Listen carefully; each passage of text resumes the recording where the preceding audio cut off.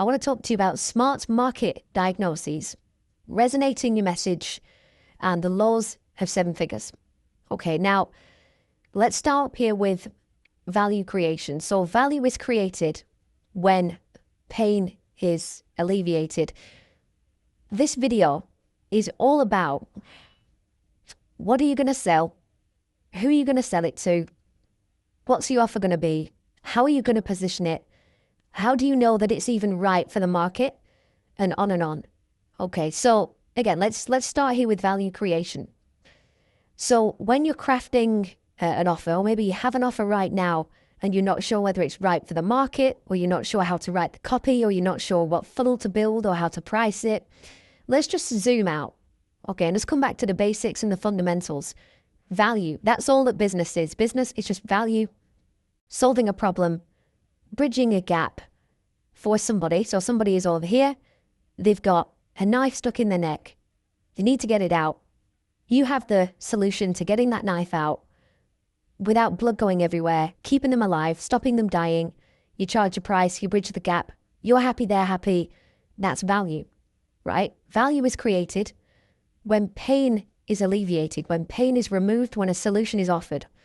So a few questions that you're going to want to ask yourself when you're crafting an offer or making sure that your offer is right for the market. What are the deepest desires of the market and the niche that you were in? Okay, let's use trading, okay, as the primary example here. So what are the deepest desires of that niche? Well, they want to make money on their terms, from home or from anywhere in the world. They want to quit their job. They want to buy all the things that they've never been able to buy, go on the dream holidays, buy the dream cars, the watches, the houses, get their dream partner because of it, get freedom, work whenever they want, build wealth, get rich, on and on and on, retire early, so on and so forth, right? So those are the deepest desires of the market. I would say one of the very deepest desires is freedom. So what are the deepest desires of your market, your niche? What do they want? Do they have their own way of speaking or communicating? Now, this is really important because this will dictate how you write your ads, how you write your opt-in page copy, your VSL copy, your webinar copy, your emails, right? How you make your YouTube videos, your Instagram reels, the language that you use. Do you sound like an insider or an outsider to your niche? Are you in it and you understand the language and the terminology? Or are you outside of it and you don't, and you're going to stand out and people are going to know pretty quickly, oh, this person is not one of us, right? It really does. It's pretty deep. It comes back to humans as tribal creatures, you know. People have different accents. People wear different clothes based on where they're from and, you know, their economic circumstances and the country, the city, on and on. So do your niche have a way of speaking, communicating, dressing, where they live, city, country, age, gender? Who are they, right? Who are the people in the niche? And I've written this, who are they really?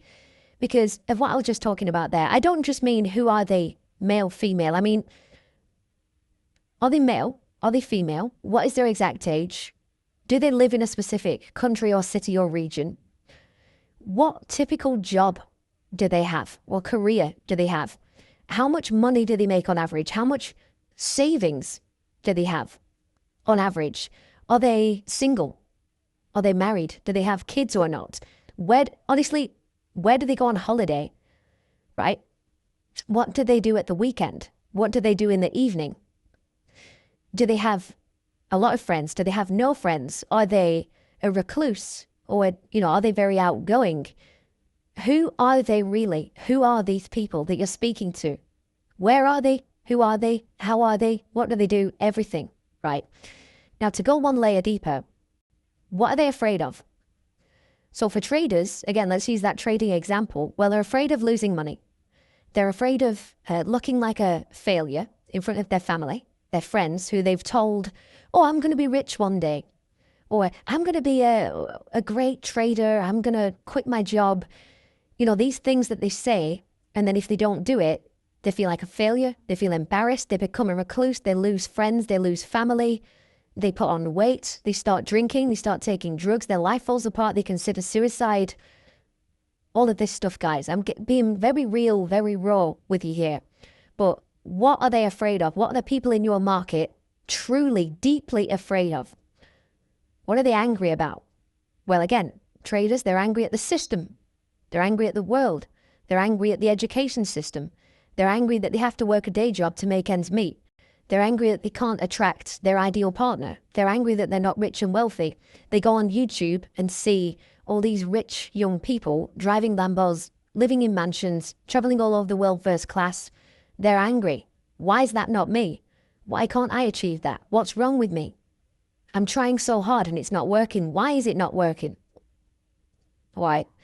Why do they feel like that? Well, they feel like that because they can't find a solution. Maybe they don't have patience. Maybe they're not consistent. Maybe it's a problem within them and not their trading strategy.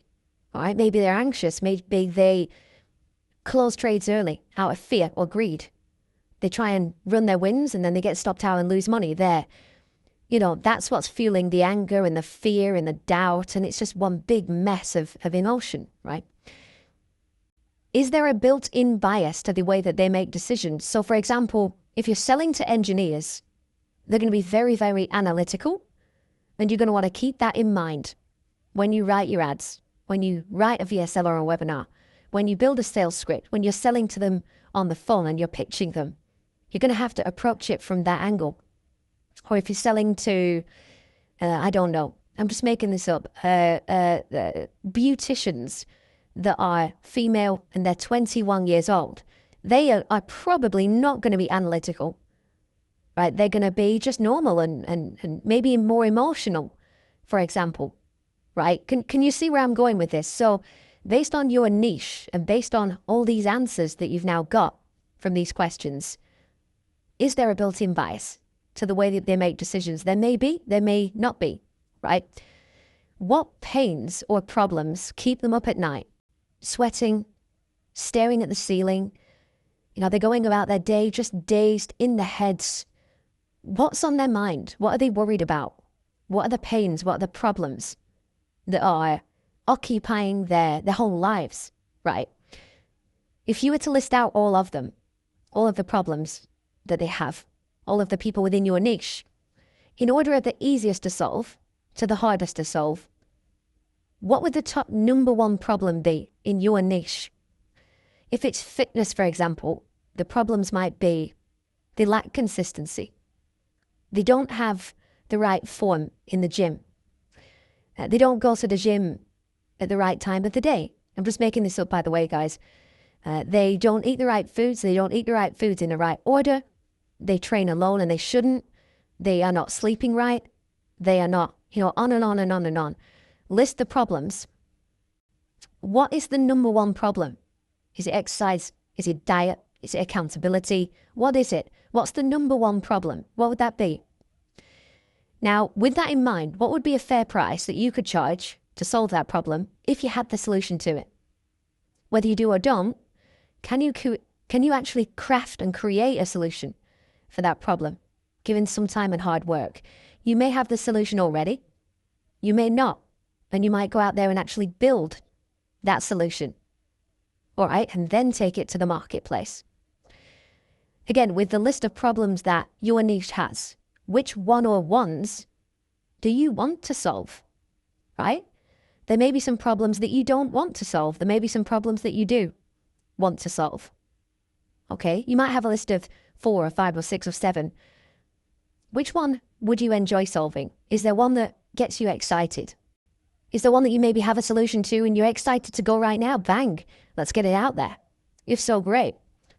Is there something that you could sell on maybe the front end and then something you can sell on the back end?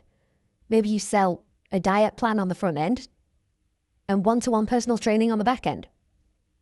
Or you sell one trading strategy on the front end and then a fund on the back end. Again, I'm just making this stuff up to give you guys ideas, but it doesn't always need to be one thing. It can be more than one thing in some cases, all right? I also want you to do this.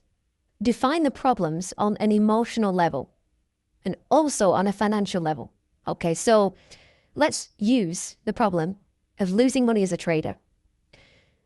On an emotional level, that could lead to divorce, lack of self-esteem, embarrassment, suicide, crushed dreams, right? Financially, it means losing 4, 5, 6, even 7 figures of your money if that problem goes unsolved. So that is a lot of pain, isn't it? And therefore, the solution is extremely serious. To the person that's suffering from that pain, it's worth thousands and thousands and thousands. And solving the pain can lead to huge emotional gain, huge financial gain, huge personal gain, everything. Okay, so can you see how big and hairy and heavy that problem is? Now, this is value in a nutshell. Okay, raw material here, solution to a problem here. This lettuce is really your, there's so many ways to describe this. There's just so many ways going around in my head that I can use to describe this. But obviously this, you can see what this represents. Okay, this, they're both exactly the same. That's lettuce, that's lettuce. They're both exactly the same thing. But why is this $49 and that's $3.49? Because this is packaged, it's prepared, it's sliced, it's cleaned, it's ready to be used. So a question for you, how can you chop up the lettuce in your niche? Okay, and again, I'll give you an example. So for me, back when I was first learning trading, I had all this bloody Twitter coming at me, YouTube coming at me, books coming at me. I had all of this raw material, but I couldn't actually distill that down to a succinct, solid, mathematically proven edge within the financial markets. I couldn't do that until I was about 1.5 years in. I'd worked with a couple of coaches, a couple of mentors. I'd bought a few programs. I'd read the books. I'd watched the videos. I'd chatted to professional traders. And finally, I had a breakthrough. Okay, finally, I had a breakthrough where I was in the end able to distill that down into a solution that worked for me. And I went on to essentially build trading strategies, mechanical edges that worked for me. And it was basically this that you're seeing here. It was a succinct, clean, organized, prepared strategy, method, package. Okay. And that's exactly what I did. I took all the mess. I turned it into an organized, succinct, professional set of strategies and a program and a training. And then I sold it as a solution to the market's problem. So what are the raw components within your niche? And how can you package that up in a way that solves one of the biggest, heaviest, hairiest problems that your niche has?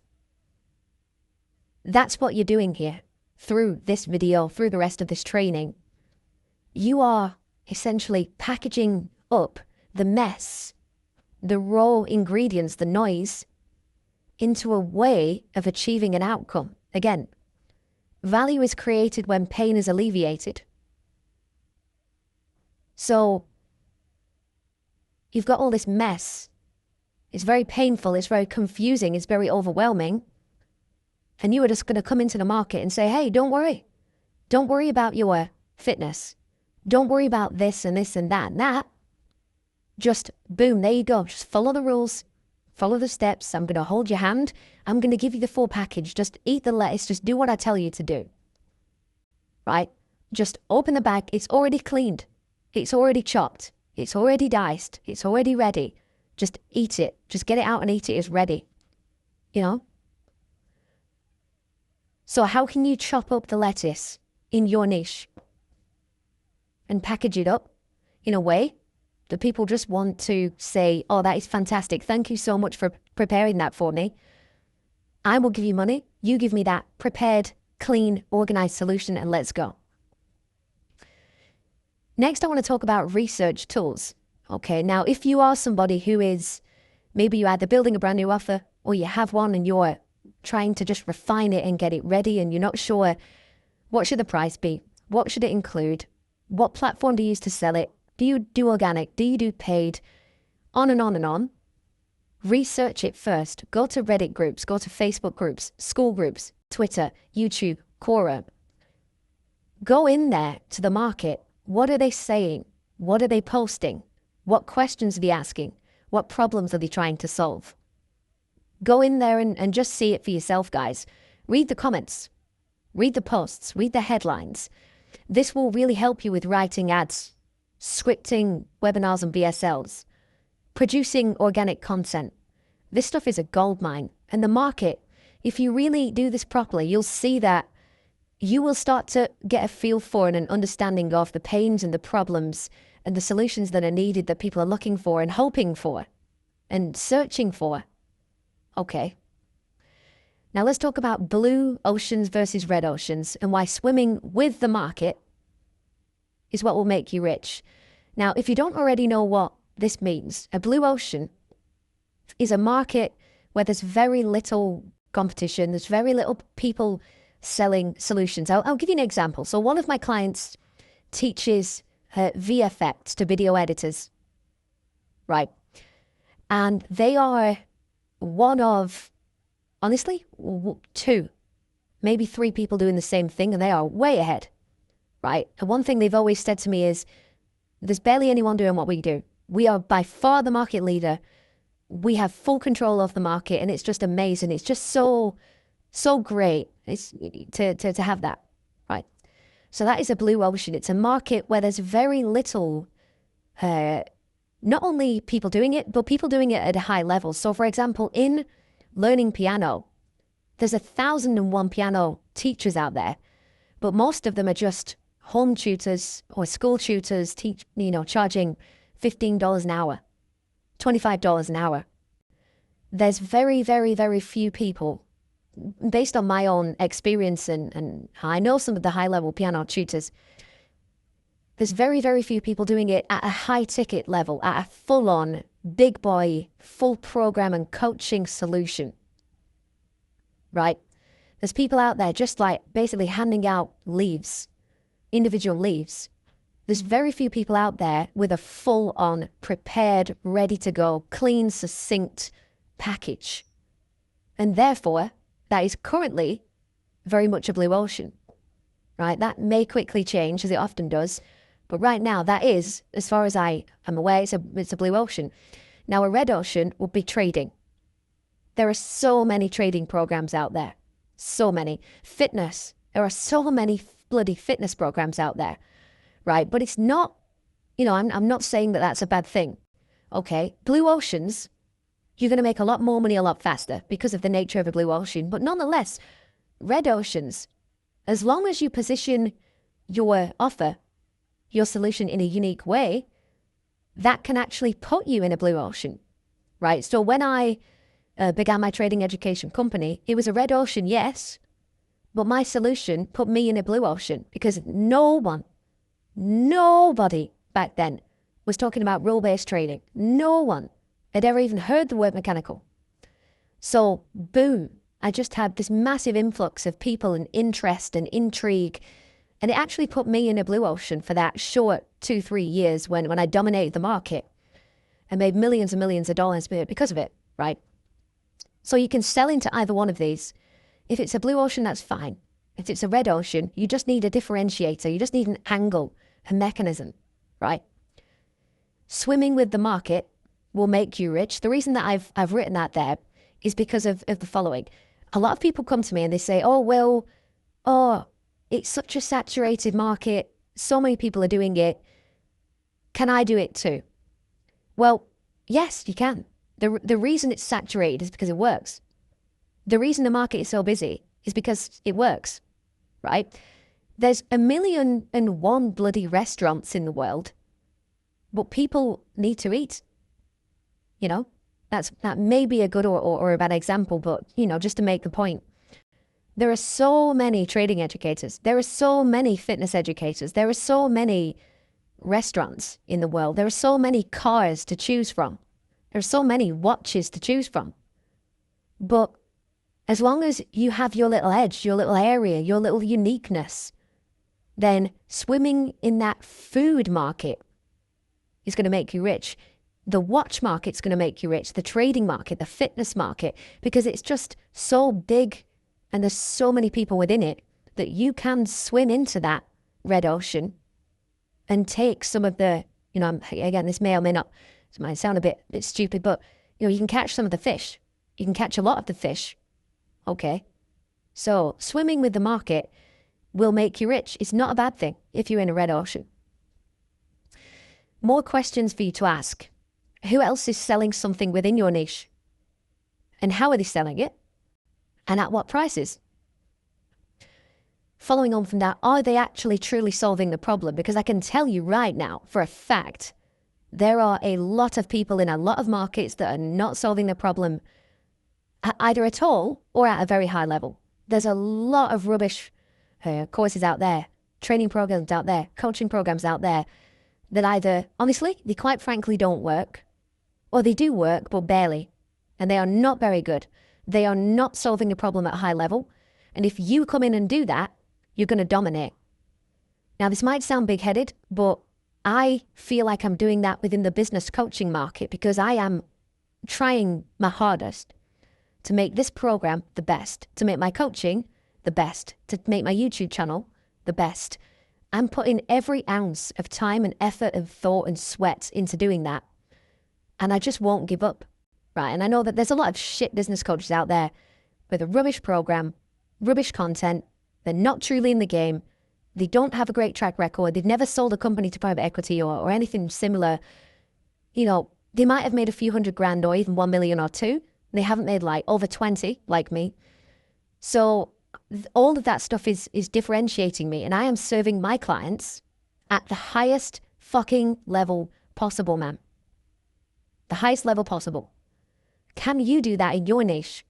Right? Are there kind of people that are doing it, but they're not doing it very well? And you can come in and dominate and do it at the highest level. Another question to ask, if some other people are selling in your niche, how much money are they making? If you know that. How big is their team? If you can find that out. What's their funnel? What's their sales process? Is it a webinar, a VSL, YouTube ads, Facebook ads, TikTok ads, organic, blah, blah, blah, right? Again, is it a blue or a red ocean? Why is that? And is there a specific reason? Okay, food for thought there. Will it change anytime soon? More food for thought there. Where do the members of your niche congregate, on or offline? So do they attend members clubs in person? Do they use TikTok? Do they use YouTube? Do they use Facebook? And again, why? Why is that? So I had a client for a period of time who basically they had a high-level concierge company. So they could get you a private jet at quite short notice. They could get you a Patek Philippe watch below market, that kind of thing, very, very high level. And it wasn't really the kind of offer that you could run ads to. We could, that was fine, but guerrilla marketing is what worked best. Actually going to high-level events, high-level restaurants, cigar lounges, members clubs, sending reps in there to network with these people and then sell them from there, right? And I can give you another example. I won't name names, but a very high-level, let's just say a business owner that I know, he's grown his business so far now that he started sending his team to masterminds. He pays for his team to go to masterminds, speak to people, network with people, and actually book them in for sales calls in person at these, obviously not at the mastermind, after mastermind, and just build friendships with them, build relationships with them, gently steer them in the direction of the program and get them closed down the line. So it's a very long way of doing it.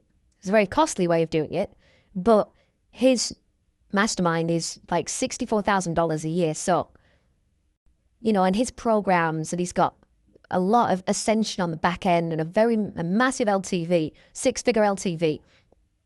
So that works for him. right? So next, let's talk about the general practitioner versus the brain surgeon. Okay, so you're going to get this straight away because all of you that are in this program, you're smart, you're talented. Okay, so I don't need to go too deep on this, but a general practitioner, a GP in a hospital, in a doctor's kind of office, you know, you're just going to go to them for a general inquiry, general checkup, and they're not high-level doctors. I don't mean any disrespect, that they're awesome. They work very, very hard. They're very talented, but they're not a brain surgeon, right? Brain surgeons are so rare that they command like 50 times the income because of that. So how can you make yourself rare, right? How can you, again, be the biggest and be the best? What skills or knowledge or talents do you possess specifically? List them all out, guys. List them all out. Okay. Food for thought on this one. Can you hire in other talent to help you best serve your customers or even build an offer? I'll give you an example. When Alex Becker, for those of you who know who Alex is, when Alex started out, he didn't have any massive skills or talents that he wanted to specifically teach as such. So he found 2 very, very high-level dropshippers, partnered with them, and built their funnel, built their ads, ran their ads, wrote the copy, built the webinar, ran the data, on. And he just basically used those 2 guys. Maybe use is not the right word, but he essentially used those 2 guys as the talent and the solution to the problem. And he just facilitated the delivery, right? So he basically found brain surgeons and then found the clients and paired them up, right? So that's just some food for thought there, but you can hire in other people to help you along the way, right? And we can talk more about that on a coaching call perhaps. What is the most painful problem that you can solve for the niche? Really think about this, guys. Of all the problems that you could solve, like we were talking about earlier, what's the most painful? And how can you add the most value to them? Following on from that, how wide is the gap? And what I mean by that is, if it's a small problem, it's a small gap. If it's a big problem, it's a big gap. I'll give you an example. If you want to invest in real estate, now that typically is not cheap, right? I think the average house price in England is something like 300 grand now. So if you wanted to buy an average house, just to keep the example simple, you're going to put hundreds of thousands of pounds on the line. It's going to take you 2, 3, 4 months of your time to do. That's a wide gap. You know, making mistakes can be so costly. So costly. So solving that problem is very, very valuable. Closing that gap is very, very valuable for the person. Okay, so how wide is the gap? And how can you add the most value?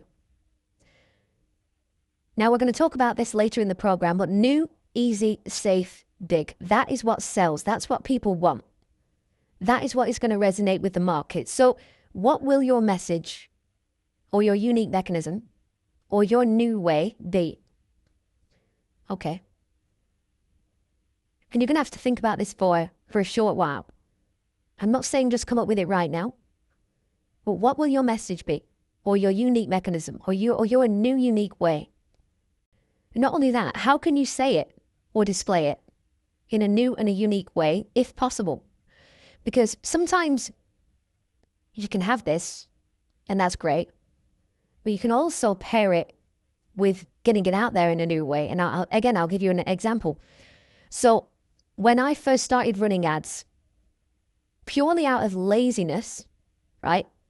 I was very lucky here, but purely out of laziness, my ads were pretty shit. All right. Now I show you some of my ads later in the program, so you're going to see them. But one of my best performing ads was literally a picture of a chart with subtitles and a voiceover. I'm going to say that one more time. It was a picture of a chart with subtitles along the bottom and a voiceover, because I just wanted to get ads done, get them out there and start testing, and start getting feedback from the market. And then I thought I'll tweak later. And actually, the first ad I ever made in my life, I honestly, I swear to God, this is true. The first ad I ever made in my life was one of the best that I ever made in my life. And we ran it for over 3 years. It's got like millions of views on YouTube from all the ad spend that we put into that. And the reason I'm telling you that is because it was a unique way. No one had seen ads like that on YouTube before.